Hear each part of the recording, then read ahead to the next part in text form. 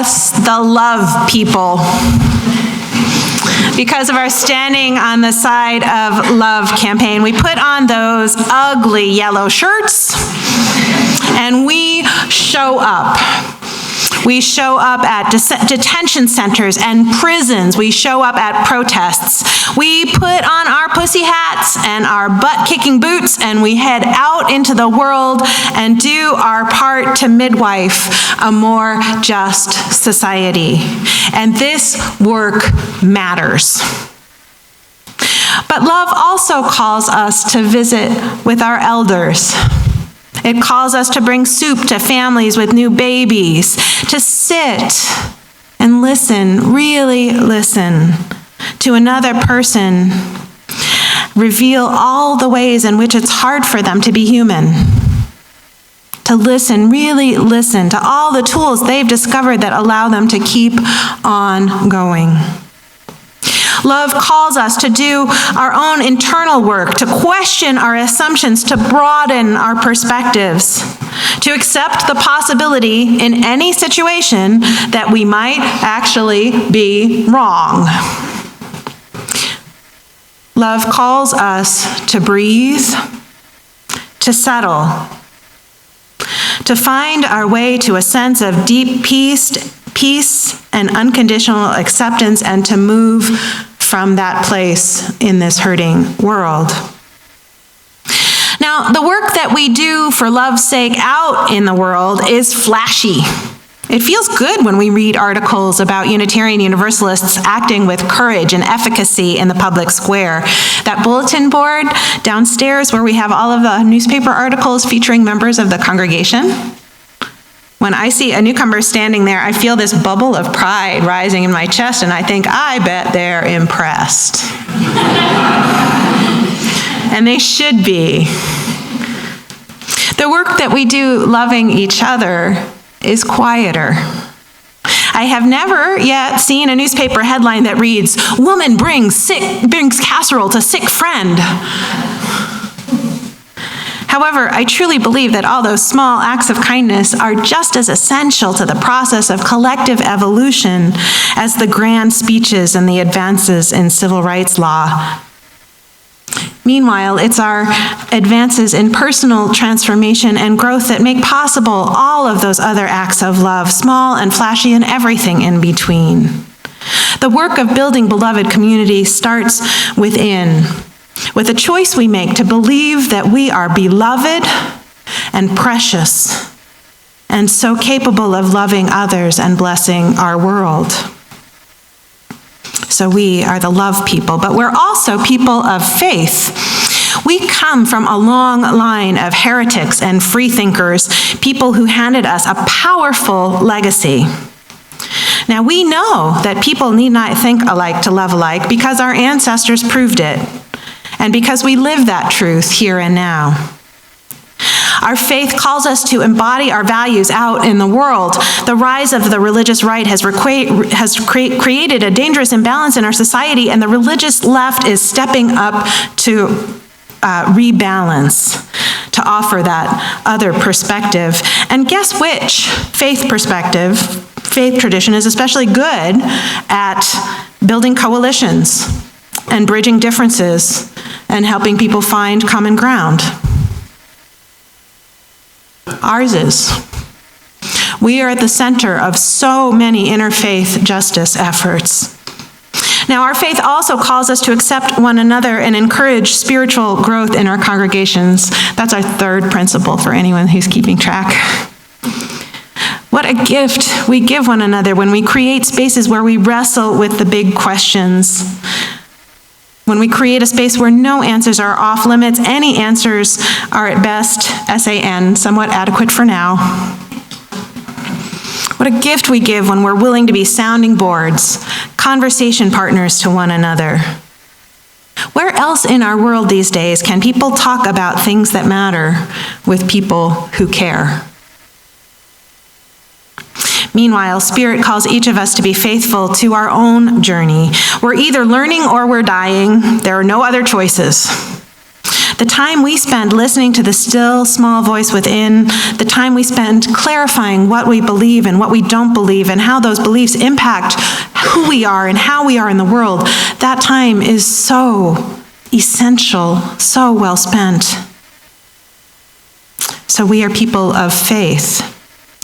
We are also people who choose hope. We understand that hope isn't some naive belief that the guy in the sky will make everything turn out all right in the end.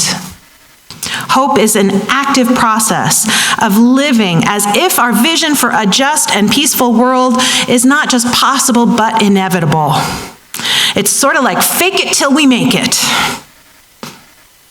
Hope calls us to the work of public justice making. So together we confront systems of oppression. We educate, we advocate, we agitate, we collaborate, we instigate, we demonstrate. One of the best compliments I ever got, you're an instigator, aren't you? Damn straight.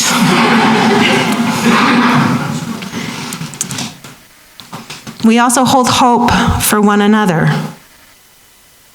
I mean, can we be real and just admit that we all have days when despair creeps in? That sometimes our little spark of hope goes out? It's such a fragile thing in this hurting and broken world.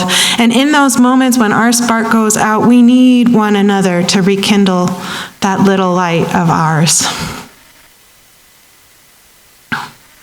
And we cultivate hope within as we protect that light, as we learn to trust our own resilience. We learn over time that even when life hands us grief, loss, and trauma, we have an amazing capacity to learn and grow. Even in those times when it feels like we are drowning, we learn to say to ourselves, I've got this. I've got this. You've got this. We've got this.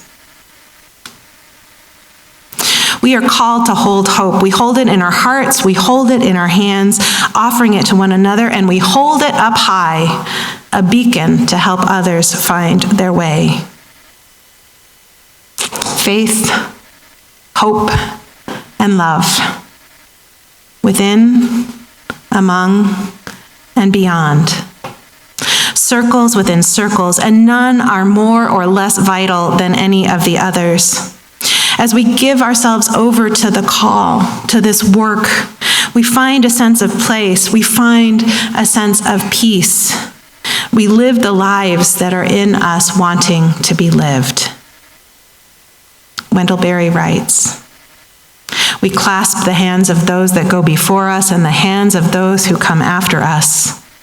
We enter the little circle of each other's arms and the larger circle of lovers whose hands are joined in a dance, and the larger circle of all creatures passing in and out of life who move also in a dance to a music so subtle and vast that no ear hears it except in fragments. The other day when the news broke about the missile strikes in Syria, it hit me really hard. I knew last November that we were in for a rough ride. But it has been so much worse than I even imagined. I have, in that day when the news came, I just felt powerless, like in our meditation, bobbing uncontrollably in this stormy sea. You might have seen my post on Facebook. I confess that I didn't know what to do except to pray for peace and for Syria. I shared that I was breathing in suffering and breathing out love. This is the Buddhist practice of Tonglen that has been really central to my own spiritual practice in the past decade or so. What I didn't share on Facebook was what happened next.